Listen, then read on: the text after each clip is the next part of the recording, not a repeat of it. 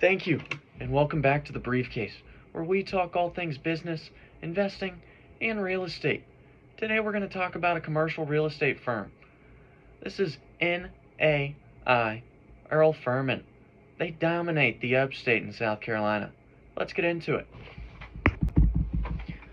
Let's say you had to pick one commercial real estate firm to trust with a $10 million deal. Not a hypothetical. Real money. Real consequences. Who do you pick? The flashy boutique firm with a niche specialty, or the quiet, full-service operator that seems to do everything? Today we're breaking down a firm that falls into the second category, NAI Earle Furman. And here's the interesting part. They're not trying to be the loudest firm in the room.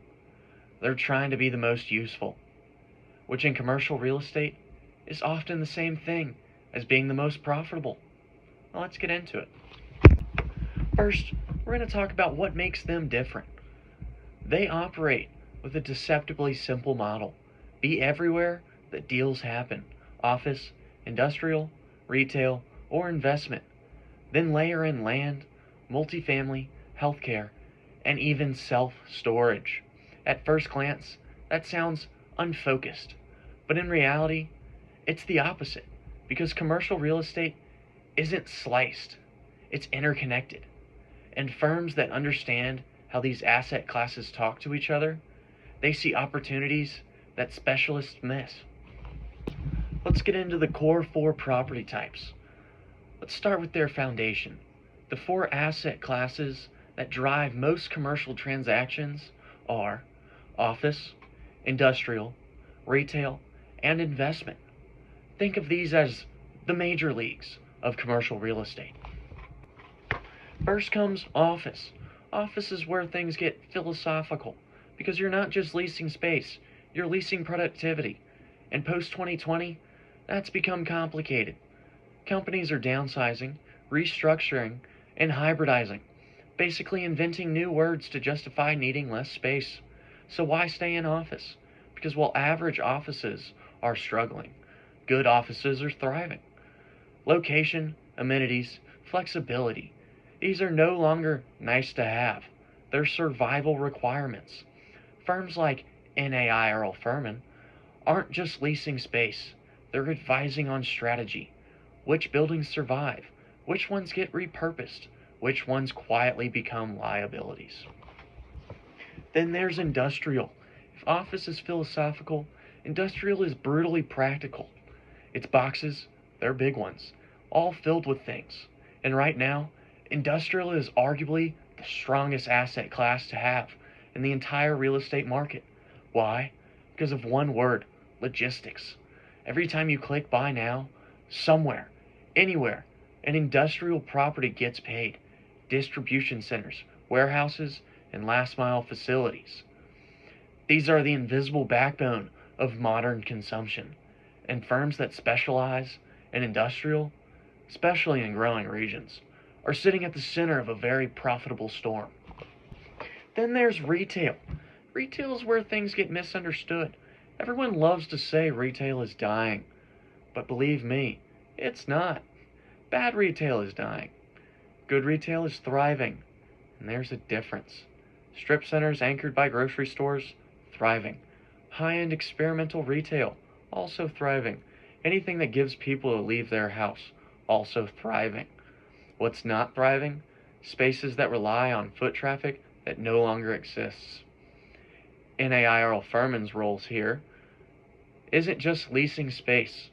It's curating tenant mixes that actually work. Because retail synergy isn't an option. It's everything.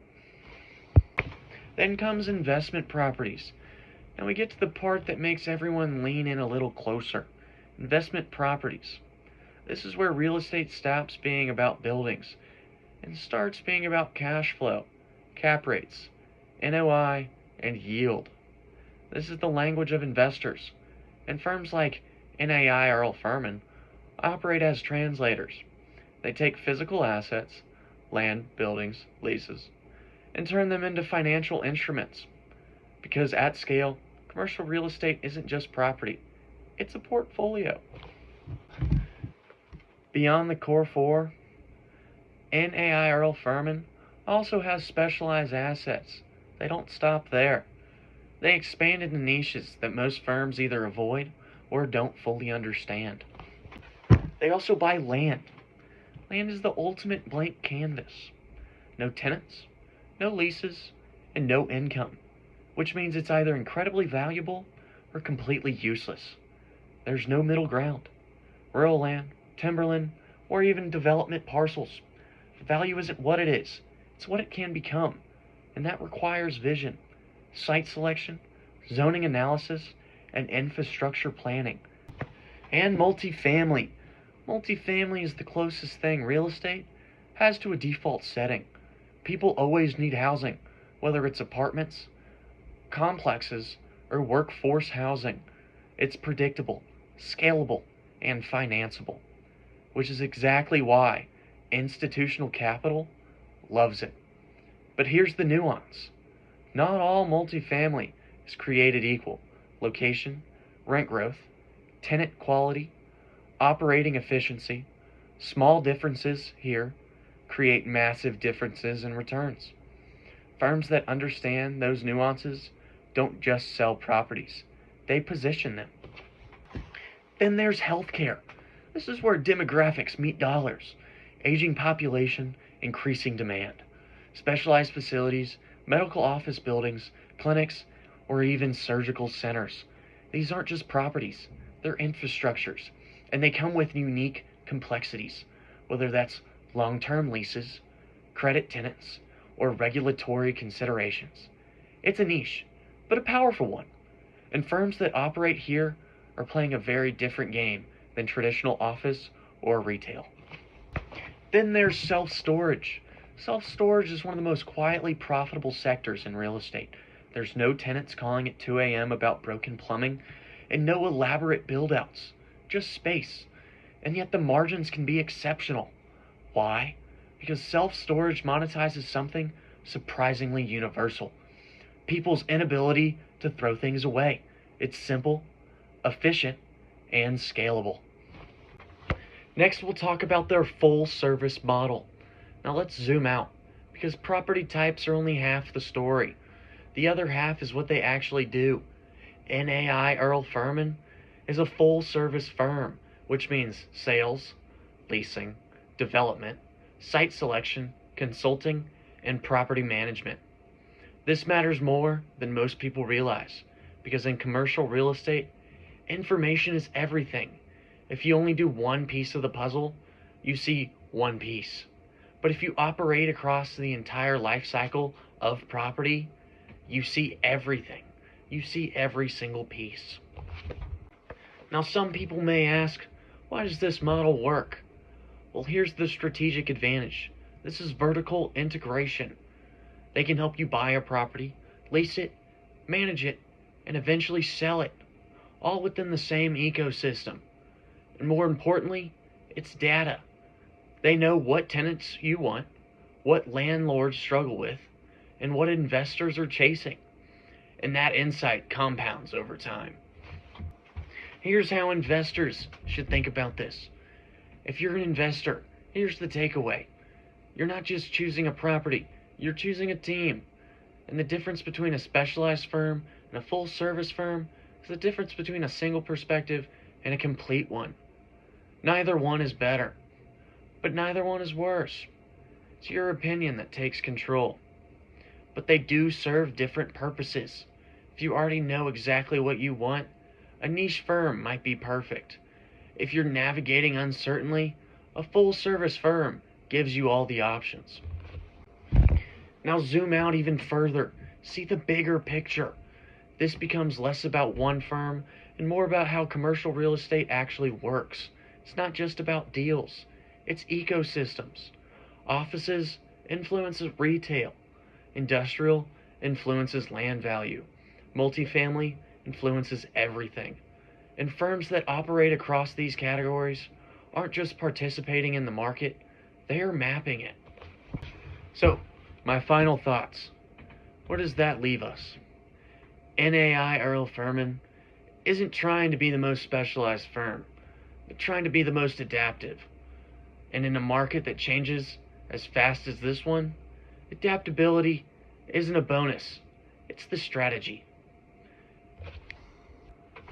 Alright, quick fun fact before we keep going, because this one actually explains a lot about why NAI Earle Furman is such a powerhouse. Did you know that Greenville-Spartanburg is where NAI Earle Furman is based? They have quietly become one of the fastest growing industrial and logistics hubs of the entire Southeast. We're talking about a region that sits within a one-day drive of over 100 million people, which makes it insanely valuable for companies that need fast distribution. And here's where it gets interesting. Firms like NAI Earle Furman didn't just benefit from that growth, they helped shape it.